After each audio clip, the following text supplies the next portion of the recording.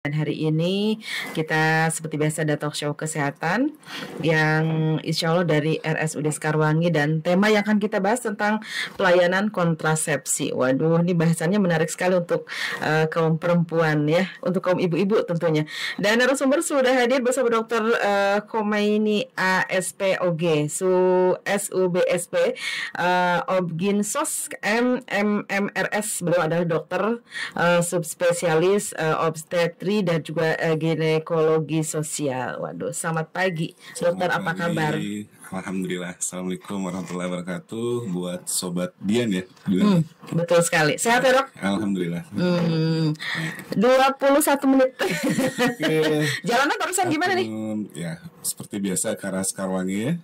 Dari kota Sukabumi ya, macet tapi lancar. Merayap. Padat ya. Merayap. Ya, tapi alhamdulillah bisa nyampe sini dan kita bisa nemenin juga di acara talk show kesehatan. Baik, tentang kontrasepsi. Dokter, seperti apa dan bagaimana nih? Tentunya ini bahasannya sangat menarik sekali, terutama untuk saya pribadi ini tentang kontrasepsi. Silakan, dok. Baik. Yang pertama, kalau kita dari segi istilah, kontrasepsi itu adalah kontra dari proses yang namanya konsepsi. Konsepsi itu ya kalau kita bilang sih mungkin pembuahan ya, lebih ininya lebih ringkasnya. Jadi suatu alat yang digunakan untuk mencegah suatu proses pembuahan atau konsepsi. Nah, ini merupakan suatu program atau suatu tools yang ada dalam pelayanan keluarga berencana atau family planning. Keluarga berencana itu bukan membatasi anak ya, tapi bagaimana kita merencanakan di keluarga kita untuk ya mengatur jumlah anak, mengatur jarak anak yang diinginkan, kayak gitu. Dan itu juga merupakan mungkin perlu diingatkan bahwa itu merupakan hak asasi seorang wanita juga. Jadi bagaimana seorang wanita itu memiliki hak untuk memiliki keturunan, pengen memiliki berapa anak dan jumlah yang diinginkan. Jadi salah satu bentuk hak asasinya ada di situ. Tetapi mungkin kita ada sedikit kearifan lokal ya di budaya kita sendiri, mungkin budaya patriarki masih kuat, sehingga pada pengambilan keputusan ber-KB itu nanti biasanya akan melibatkan pihak suami. Jadi bentuk-bentuk family planning sendiri ya itu, atau KB sendiri ada banyak bentuk yang membantu untuk mencegah atau misalkan mencegah atau menjarangkan kehamilannya. Jadi ada yang bersifatnya hormonal, ada yang non hormonal, ada yang bertujuan untuk menunda kehamilan, kemudian ada yang bertugas juga alatnya itu berfungsi sebagai untuk mencegah kehamilannya. Mungkin ada sedikit perbedaan kecil, cuma pada prinsipnya bagaimana kita bisa merencanakan atau memanage kehamilan pada seorang ibu, terutama pada seorang ibu ya. Gitu. Jadi karena alat kontrasepsi juga sebenarnya di luar itu tidak hanya untuk kaum perempuan ya, tetapi juga ada buat pria juga. Jadi kalau kita kenal, misalkan kalau di kita itu kan ada MOP ya, untuk sterilisasi untuk cowok tuh, untuk pria. Di luar sendiri ada pil untuk cowok, kemudian ada kayak alat kontrasepsi yang lainnya ya, untuk pria yang sifatnya hormonal tuh ada saat ini. Cuma kalau di kita ya kebanyakan sih memang untuk wanita. Kan ada yang saya kenal ada suntik sama pil KB. Itu amanan yang mana tuh di antara keduanya tuh? Baik ya, kalau untuk suntik dan pil KB sendiri masuk dalam golongan atau kategori yang hormonal. Jadi pada prinsipnya di dalam obat itu, pil itu atau di dalam obat suntik itu ada kandungan hormonnya. Hormon ini merupakan hormon sintetik ya, yang berfungsi untuk terutama mencegah proses ovulasi atau proses kesuburan seorang wanita, sehingga tidak terjadi ovulasi. Jadi sel telur yang dilepaskan itu tidak terjadi. Dan kalau untuk keamanan sendiri ya, masing-masing hormon ini karena dia bersifat sintetik, tentu saja ada beberapa kelemahan gitu ya. Kemudian kalau untuk efeknya sendiri tergantung dari jenis hormon yang digunakan. Kemudian saat ini juga sedang perusahaan-perusahaan KB itu saling berlomba-lomba untuk membentuk obat-obat atau KB hormon tuh yang dikurangin efek sampingnya, misalnya untuk masalah kegemukan, untuk masalah jerawat, untuk masalah mood ya. Kadang ada istilahnya kalau masalah hormon tuh ada gangguan mood ya. Jadi ada beberapa obat KB yang bersifat mood stabilizer. Jadi mengatur nggak rungsing gitu ya. Misalkan kalau pas menjelang mens tuh kadang kan suka rungsing dan lain-lain. Nah itu ada beberapa jenis hormon yang mengatur itu. Terutama yang banyak dikeluhkan masalah kegemukan. Nah, tetapi untuk masalah keamanan secara umum, mungkin kita bicaranya masalah efektivitas dari alat kontrasepsi tersebut ya, terutama yang hormon. Misalnya kalau untuk pil sendiri memiliki efektivitas yang tingkat, atau kita bilang tingkat kegagalan yang cukup tinggi ya, karena sangat bergantung pada kepatuhan pasien dalam minum obat. Ya, bukan hanya masalah telat sehari gitu. Ya, kalau pil itu sebenarnya telat beberapa jam aja bisa bisa gagal KB-nya kayak gitu, dan sangat banyak korban-korban pil yang merasa sudah ber-KB gitu tetapi tetap kebobolan gitu ya. Makanya kadang kita sering menyarankan kepada para sektor tuh untuk pakai alarm kalau untuk pil itu gitu. Sedangkan kalau untuk suntik sekarang udah ada suntik yang 1 bulan, ada yang 3 bulan yang kita kenal secara umum, tapi sekarang tuh juga sudah ada yang 2 bulan. Nah, jadi kalau untuk suntik sendiri relatif untuk kepatuhan sih lebih patuh pasiennya, tetapi kan sifatnya dia kita kategorikan invasif karena memasukkan sesuatu ke dalam jaringan tubuh gitu, kayak disuntikan kayak gitu.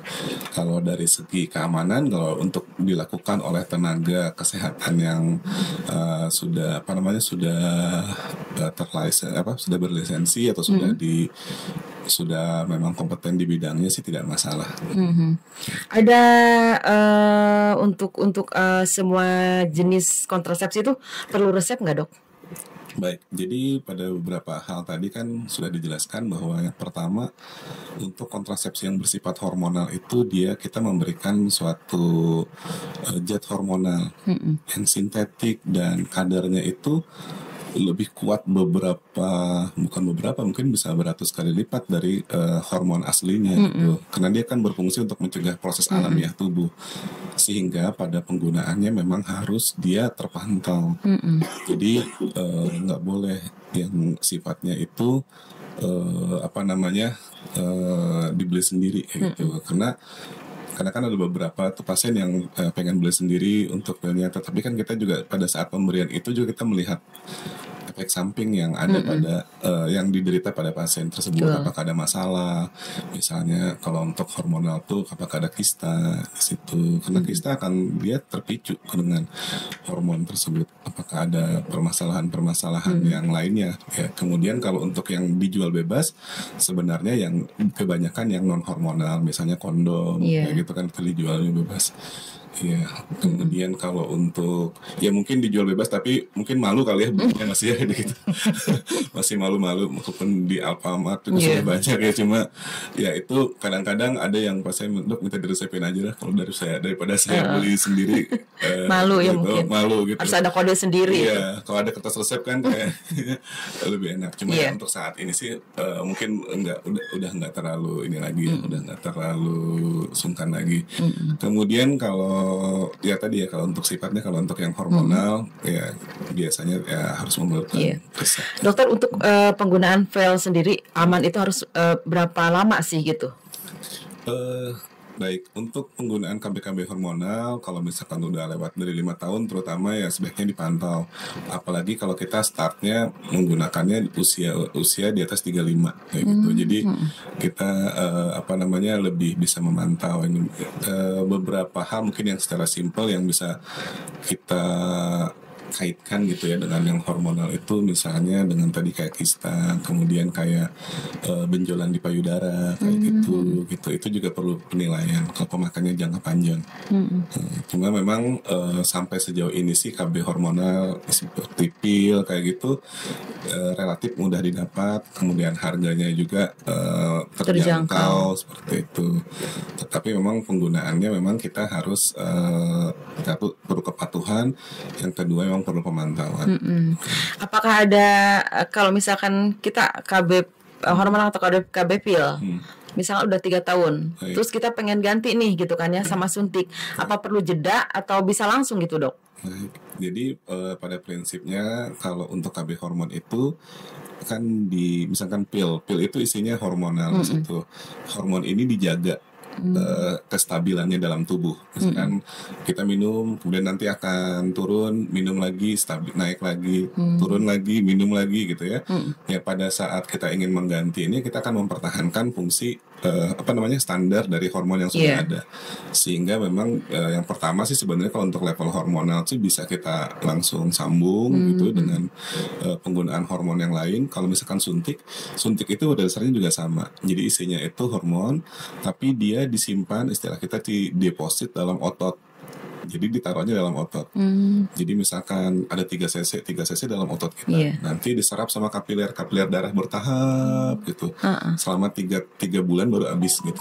Gitu. Atau yang sebulan, jadi dia disimpan di otot. Nanti lama-lama diserap sembuh, lama-lama habis. Begitu pula implan. Implan juga hormonal. Implan itu ada tabung di situ. Tabungnya itu ada hormonnya. Itu ada lubang kecil sebenarnya. Jadi hormon itu keluar selama 1 tahun, 2 tahun, 3 tahun, 2 tahun ya, nanti kalau yang 1 implan itu baru habis kayak gitu ya si obatnya tuh. Gitu.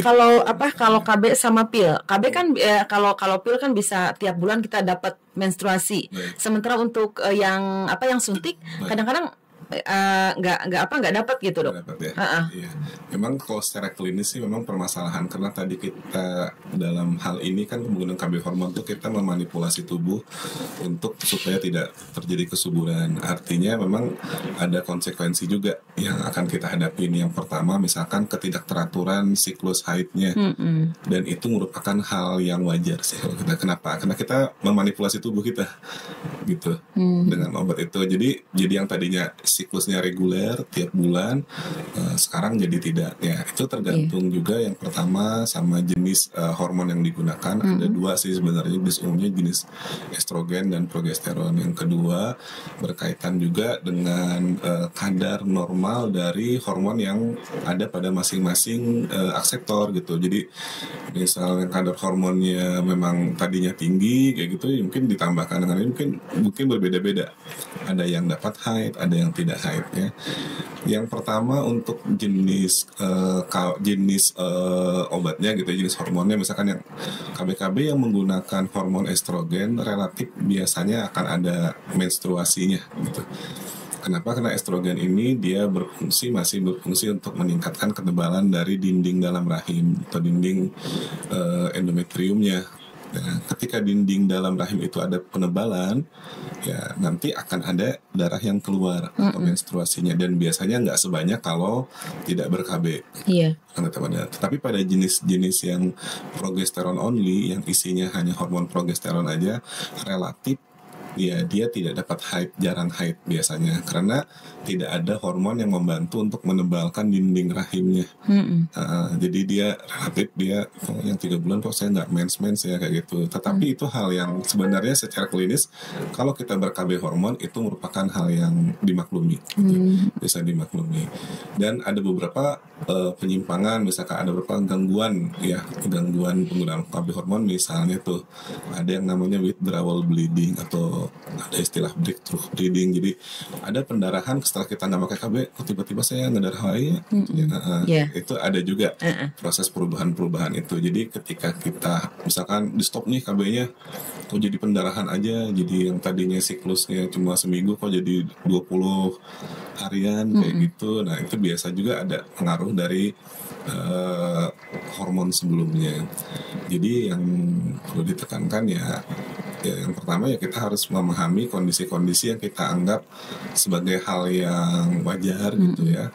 Tetapi juga kita tetap perlu waspada ya. Artinya memang kalau misalkan ada gangguan, kita merasa tidak nyaman, sebaiknya sih memeriksakan. Terus penggunaan KB juga walaupun pil kayak gitu ya sebaiknya sih diperiksakan untuk cek tadi misalkan kalau ada gangguan tadi seperti kista ovarium kayak gitu dan lain-lain. Jadi tetap harus ada pemantauan lah. Ada yang masuk yang bertanya di studio 1 ini untuk Pak Dokter. Pak Dokter, Assalamualaikum, selamat pagi. Ini idealnya berapa lama untuk kehamilan usia anak pertama ke anak kedua itu dok, dan anak seterusnya gitu. Terus juga ada satu pertanyaan kembali, maaf tanyain sama Pak Dokter, kalau udah ber-KB benarkah rangsangan jadi menurun? Umur saya 55, istri 48. Makasih, minta penjelasannya dokter gitu. Baik, terima Yang kasih. pertama dulu.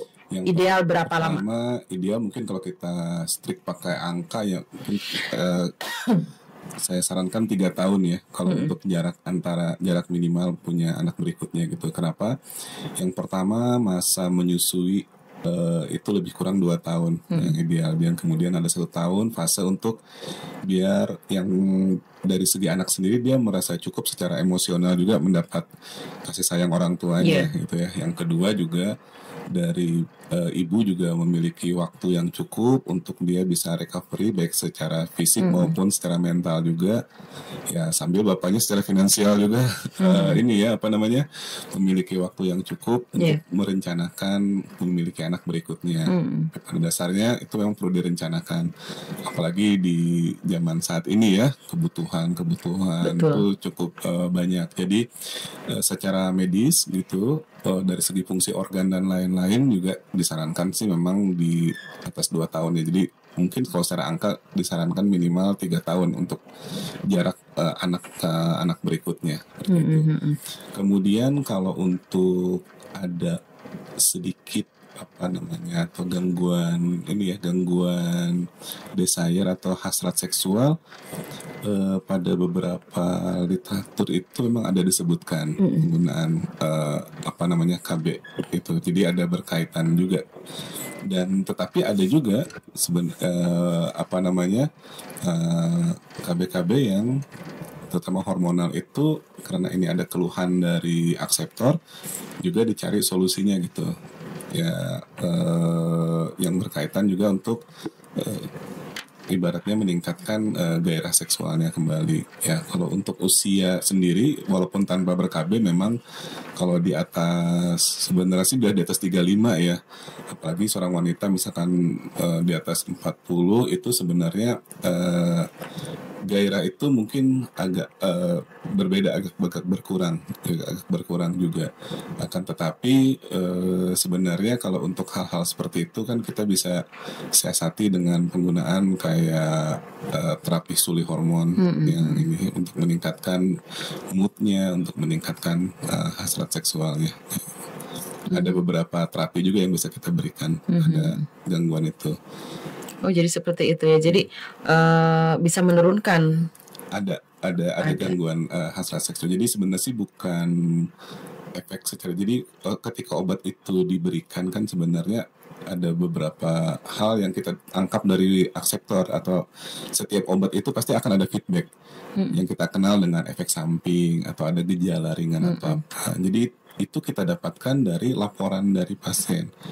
Jadi dari laporan itu biasanya akan kita follow up ke perusahaan farmasinya atau perusahaan pembelinya. Biasanya ada pasien-pasien yang mengeluhkan dengan gangguan itu gitu. Jadi ya mungkin karena sifatnya KB ya. KB itu kan bukan hanya masalah ovulasi. Ya kalau kita bicara ovulasi secara umum kan sel telurnya lepas. Cuma efek dari sel telur yang nggak lepas ini kan, ketika sel telur itu lepas, hasrat seksual seorang wanita itu biasanya meningkat. Libidonya tuh naik pada saat mau ovulasi. Jadi salah satu ciri wanita mau subur itu biasanya dia libidonya naik. Libido naik itu secara fisik suhu tubuhnya akan meningkat. Jadi merontak gitu. Jadi meningkat. Kalau secara fisikal dia biasanya pengen dandan gitu. Kalau misalkan istri ngajak duluan itu kemungkinan dia subur. Ya itu yang sering terjadi. Nah obat KB itu kan hormonnya dia menekan itu, menekan ovulasi, ovulasi. Ya seksual desire-nya, hasrat seksualnya juga bukan cuma ovulasi yang tekan, cuma hasrat seksualnya juga jadi ikut ketekan kayak gitu. Jadi ikut ketekan, jadi kadang-kadang ya agak kurang pengen ini ya, hasrat seksualnya jadi menurun seperti itu. Oke. Jadi mungkin di waktu-waktu tertentu gitu dok ya. Jadi gini, kalau seorang wanita tanpa KB nih ya, seorang wanita itu mau subur biasanya dia libidonya itu akan meningkat pada saat menjelang ovulasi. Itu sudah sunatullahnya, alamiahnya begitu. Kalau kucing mah beger. Jadi kalau dia nih, wow, kalau kucing mah ya kalau kemasana kemarin ngeong-ngeong gitu ya, itu dia mau subur. Sama kita juga ketika hormon itu meningkat ya, jadi mau ada terjadi namanya LH surge gitu ya, secara psikis seorang wanita itu lebih merasa seksi, merasa pengen dandan gitu, dan kalau karakternya ngajak duluan tuh kalau ke suaminya gitu ya. Nah itu waspada tuh ini masa subur. Berarti ada maunya. Pengen punya anak, ya, tapi kalau pengen punya anak itu momennya jangan dibiarkan gitu ya. Kalau misalkan merencanakan punya keturunan, kalau kayak gitu ya, walaupun kita capek sebagai seorang suami misalnya gitu ya, itu mungkin masa ovulasinya. Tapi ketika misalnya kita nggak pengen punya anak, itu wanita istri tidak ber-KB, ya mungkin kita bisa pilih metode kontrasepsi yang cepat, misalkan kondom atau apa gitu, atau misalkan coitus interruptus gitu ya, supaya mencegah kehamilannya. Nah, obat hormon tersebut akan menekan ovulasi, yang secara ini juga secara psikis juga akan menekan hasrat seksualnya. Oke, ada satu pertanyaan kembali dari Sigit di Bangkongreang. Pak Dokter, saya mau menikah. Terus nanti kalau istri saya menggunakan KB, apakah bisa mengganggu aktivitas bercinta katanya? Baik. Jadi kalau untuk aktivitas seksual sih secara umum sih tidak yang tidak mengganggu secara fisikal ya. Fisikal artinya misalnya tidak terlalu jadi nggak nyaman kayak gitu mah enggak gitu. Cuma kalau ke seorang wanitanya itu kan kalau untuk aktivitas seksual kan yang pertama kan lebih ke arah kewajiban ya kalau di dalam budaya kita. Yang kedua ya kalau untuk gairahnya memang agak ada penurunan kalau untuk penggunaan yang sifatnya hormonal. Tetap ya kalau untuk prianya sih mungkin nggak masalah gitu. Artinya untuk mencapai orgasme juga seorang prianya aman-aman aja. Cuma kalau untuk istrinya gitu ya, untuk dari segi perempuannya mungkin akan sedikit lebih sulit gitu untuk menggapai itu. Tapi kalau untuk sifatnya menjalankan aktivitas kewajiban aja sih nggak ada masalah. Gitu. Jadi tergantung dari sudut pandang mananya nih. Kalau sudut pandang sebagai seorang pria mau menikah kayak gitu biasanya. Tapi kalau untuk seorang wanita gitu. Karena apa? Karena kan memang tujuannya nggak pengen punya keturunan kan. Kalau untuk penggunaan kontrasepsi terutama yang hormonal tersebut. Kalau misalkan yang gairahnya tetap baik, misalkan itu ya bisa yang dipilih yang non hormon. Ya, kalau itu misalkan ada terjadi penurunan juga gairah seksual pada penggunaan non hormon, mungkin kita perlu evaluasi masalah yang lain. Apakah dia memang ada gangguan, lagi sakit atau apa dan lain-lain. Cuma kalau untuk yang hormon memang dia agak menekan. Iya. Jadi itu makasih banget buat Mas Sigit ya. Dan satu pertanyaan kembali dokter, waktu saya promil dulu pas USG ini normal nggak ada masalah. Terus dikasih obat penyubur, ada yang suntik, ada juga yang pil. Cuma dokter itu efek sampingnya jadi gemuk ya. Sampai saat ini tidak pernah turun katanya tuh bebeknya. Nah itu karena apa ya dok? Dari dokter tuh pertama katanya pil dan yang kedua itu disuntik, jadi beda gitu dokter. Obat penyubur sama obat KB mungkin agak berbeda ya. Ini beda. Sama-sama hormon tapi kan memang tugasnya beda.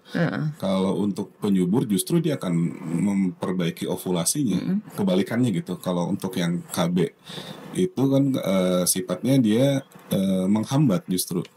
Ya, jadi mungkin kalau yang dimaksud dengan penyubur yang memang misalkan promil untuk penyubur, biasanya dia berkaitan dengan